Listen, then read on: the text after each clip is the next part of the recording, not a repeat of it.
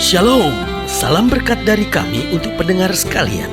Saat ini pendengar akan diberkati dengan program Hari Ini Harinya Tuhan bagian yang ke-8. Sebuah program rohani tentang doktrin Alkitab yang menolong kita untuk semakin tertanam dalam kebenaran firman dan bertumbuh dalam kemuliaan. Bersama hambanya, Pendeta Gilbert Lumwendo, STH. Banyak orang merasa doktrin Alkitab sebagai sesuatu yang membingungkan. Tetapi tahukah saudara bahwa doktrin Alkitab intinya adalah memahami Alkitab dengan benar, dengan pemahaman yang sistematis, sehingga kita terus dapat tertanam di dalam kebenaran firman, sehingga kita terus bertumbuh di dalam kemuliaan Allah. Buka hati saudara sekalian untuk menerima berkat-berkat firman-Nya hari ini. Orang yang mengukur pasti punya tujuan tertentu. Saya ambil contoh sederhana. Orang mengukur badan misalnya, karena dia mau membuat baju atau jas misalnya. Lalu orang mengukur tanah karena memang dia mau jual tanah itu, atau sebaliknya dia mau membeli tanah itu. Lalu misalnya orang mengukur jarak dalam kendaraannya. Saya ingin tahu ini jarak Jakarta ke Bandung misalnya, atau dari Semarang ke Surabaya gitu misalnya. Saya pengen tahu jaraknya. Kenapa? Karena saya pengen tahu berapa kapasitas bensin dalam mobil saya dan berapa perbandingan antara liter dengan kilometernya. Nah, saudaraku yang kasih dalam Tuhan, orang tidak mungkin mengukur sesuatu tanpa tujuan. Dia mengukur tanah rumahnya gitu, lalu orang tanya, lagi bikin apa? Oh, saya lagi mengukur. Untuk apa Pak mengukur tanah? Lagi gak ada kerjaan, jadi iseng-iseng ngukur aja gitu. Saudaraku yang kasih dalam Tuhan, orang yang mengukur itu pasti ada tujuannya, pasti ada maksudnya kenapa dia mengukur. Nah, saudaraku yang kasih dalam Tuhan, menarik sekali bahwa Allah memang memberkati kita. Allah memang merencanakan hal yang besar dalam hidup kita. Tetapi ada saatnya dia bukan hanya mencurahkan berkat, dia bukan hanya mengerjakan mujizat, dia bukan hanya mengulurkan tangan dan melakukan perkara besar, tapi ada saatnya dia mengulurkan tangannya untuk mengukur kehidupan kita. Adakah hidup kita mencapai keadaan yang maksimal untuk menyenangkan hati Tuhan? Selamat datang dalam program kita hari ini, Harinya Tuhan, sebuah program rohani yang kembali mengingatkan kepada kita betapa pentingnya kita menjadikan firman Tuhan sebagai dasar keseharian hidup kita. Karena selama kita menjadikan firman Tuhan sebagai dasar keseharian hidup kita, langkah-langkah ke depan kita penuh dengan kepastian, berkat, kemenangan, mujizat, dan perkara-perkara yang besar. Haleluya. Dan dalam program ini kita sedang bicara tentang tongkat pengukur. Nah, menarik sekali untuk kita pelajari bahwa Allah kita begitu concern dengan kita. Dia bukan Allah yang memberkati kita lalu gak peduli sama sekali. Dia memberkati kita, tapi dia juga memberikan tongkat pengukur. Makanya Alkitab bilang dengan tegas, kepada yang diberi banyak, dituntut banyak.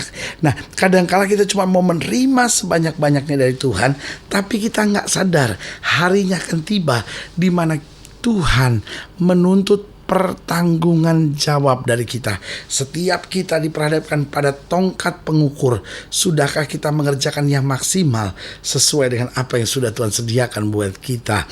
Nah, saudaraku yang kasih dalam Tuhan, pembahasan kita dalam program ini terambil dari Wahyu pasal 11. Wahyu pasal 11 ayat yang pertama sampai ayat yang ketiga. Demikian firman Tuhan. Wahyu pasal 11 ayat yang pertama sampai ketiga. Kemudian diberikanlah kepadaku sebatang bulu seperti tongkat pengukur rupanya, dengan kata-kata yang berikut, bangunlah dan perhatikan baik, ukurlah bait suci Allah dan mezbah dan mereka yang beribadah di dalamnya. Tetapi kecualikan pelataran bait suci yang di sebelah luar, janganlah engkau mengukurnya, karena ia telah diberikan kepada bangsa-bangsa lain dan mereka akan menginjak-injak kota suci 42 bulan lamanya.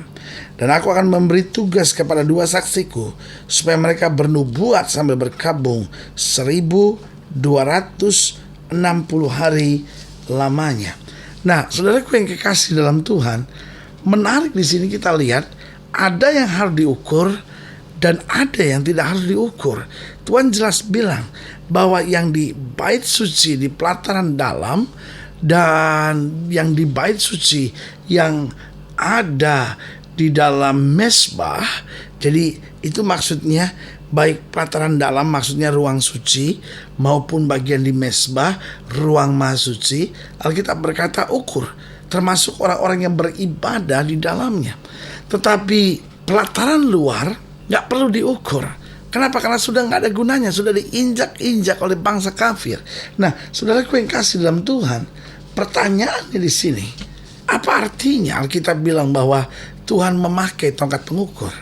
Artinya bahwa sebelum masuk pada sangkakala yang ketujuh, Tuhan akan mulai memisahkan antara orang Kristen daging dan orang Kristen roh.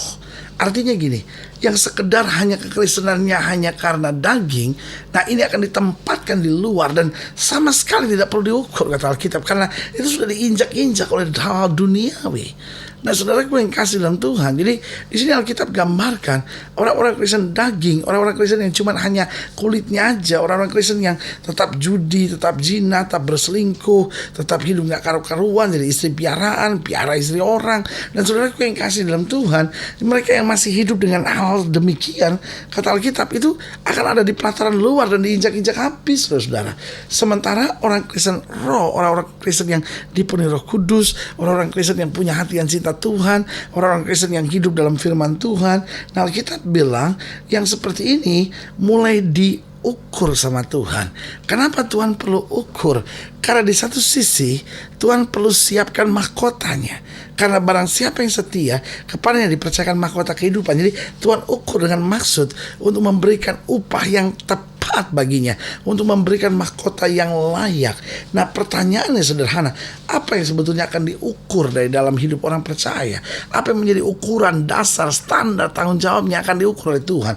Yang pertama saya pelajari yaitu kesucian kita. Sebab kekristenan tanpa kesucian hanyalah kemunafikan belaka. Saya ulangi sekali lagi, kekristenan tanpa kesucian itu hanyalah kemunafikan belaka.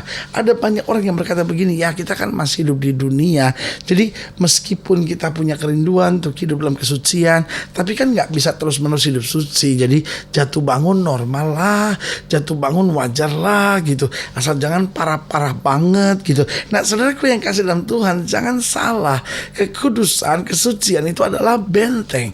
Artinya gini, kalau bentengnya saya sudah gak kuat, bentengnya saya sudah rapuh, maka saudaraku yang kasih dalam Tuhan, setan dapat dengan mudah menyerang hidup saudara. Tahukah saudara, setan bahkan gak takut sama pendeta, setan gak takut dengan pengkhotbah, setan gak takut sama guru-guru sekolah minggu, setan gak takut sama orang-orang Kristen yang sibuk sekali di gereja. Tapi tahukah saudara, setan gemetar terhadap orang-orang percaya yang hidup dalam kekudusan. Kenapa? Karena orang percaya yang hidup dalam kekudusan tidak pernah bisa ditembus oleh kuasa-kuasa kegelapan, karena kekudusan, kesucian adalah benteng. Nah, saudaraku yang kasih dalam Tuhan, setelah kesucian kita itu yang diukur oleh Tuhan, apalagi yang akan diukur oleh Tuhan? Yaitu hati kita. Adakah hati kita tulus? Adakah hati kita benar? Adakah hati kita sungguh-sungguh? Adakah hati kita sepenuhnya memang kita serahkan kepada Tuhan? Memang kita kerjakan segala perkara untuk kemuliaan buat nama Tuhan. Nah, saudaraku yang kasih dalam Tuhan, ini akan Tuhan ukur, yaitu hati kita. Adakah hati kita penuh dengan syukur? Adakah hati kita bisa menghargai berkat-berkat Allah dalam hidup kita? Adakah hati kita sebaliknya justru bersungut-sungut, kecewa, marah? Katanya Tuhan Maha Kuasa, kenapa cuma begini? Kenapa begini? Saudaraku yang kasih dalam Tuhan, sebagai hamba Allah, kembali saya mau ingatkan, di akhir zaman nanti hati kita akan diukur. Makanya Alkitab bilang bahwa jaga hati dengan segala kewaspadaan, dari situ terpancar kehidupan kita. Jadi ingat, yang akan diukur adalah kesucian kita. Make sure kita akan jadi orang-orang percaya yang terus berjalan dalam kesucian dan hidup dalam kemuliaan Allah. Yang kedua, hati kita itu akan diukur. Adakah hati kita berkenan? Adakah hati kita bersih? Adakah hati kita benar? Adakah hati kita di hadapan Tuhan senantiasa bertanggung jawab? Lalu yang ketiga, yang juga akan diukurkan kepada kita adalah pemanfaatan harta dan waktu kita.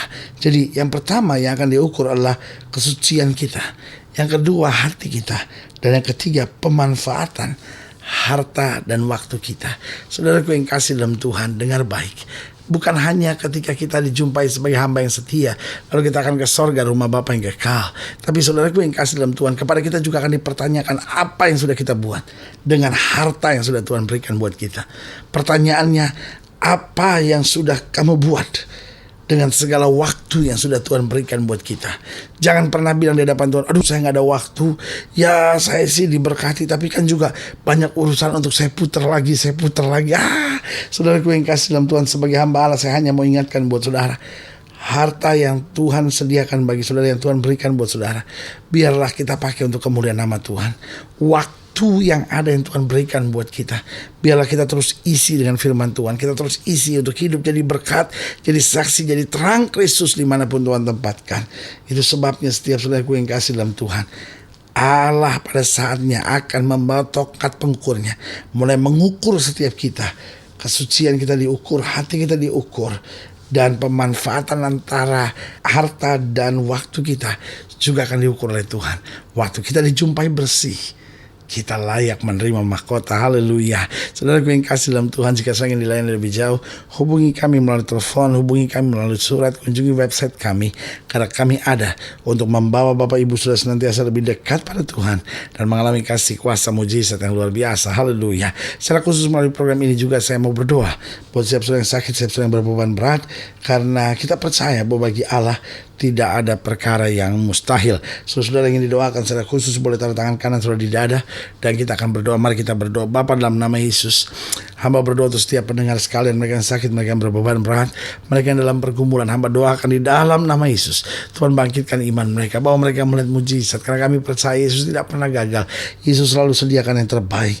Bapa, hamba berdoa untuk setiap mereka yang sehari-hari ini sedang berjuang untuk hidup dalam kesucian, mereka yang sedang berjuang untuk menjaga hatinya bersih di hadapan Tuhan, mereka yang berjuang untuk memanfaatkan harta dan waktu dengan cara yang benar, yang bertanggung jawab di hadapan Tuhan.